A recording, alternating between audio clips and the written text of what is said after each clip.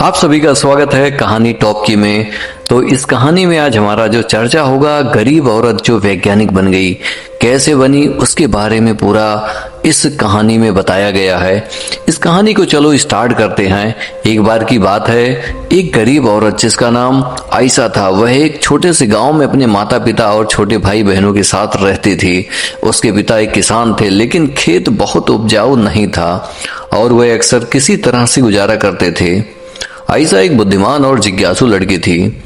वह अपने आसपास की दुनिया के बारे में जानना पसंद करती थी।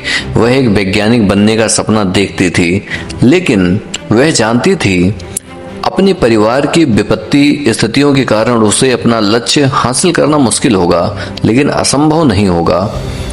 एक दिन आयशा के पिता बीमार पड़ गए।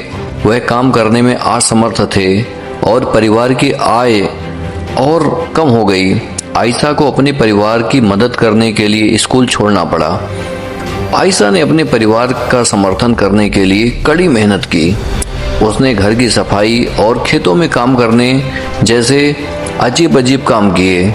उसने स्थानीय बाजार में सब्जियां बेचना भी शुरू किया।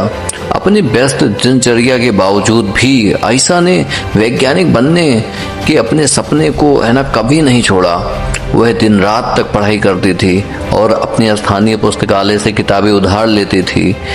उसने घर पर भी अपना स्वयं के प्रयोग करना शुरू कर दिए। छोटे छोटे एक्सपेरिमेंट करके बहुत सारा चीज सीखती चली गई। कई साल के बाद, कड़ी मेहनत और दृढ़ संकल्प के बाद आयशा आखिरकार अपने सपने को हासिल कर लिया। वह विश्वविद्यालय में दाखिला लिया और वैज्ञानिक बन गई। उसने विज्ञान के क्षेत्र में महत्वपूर्ण योगदान दिया। तो इस कहानी से हमें क्या सीख मिलती है? आयशा इस कहानी हम सभी के लिए एक प्रेरणा है।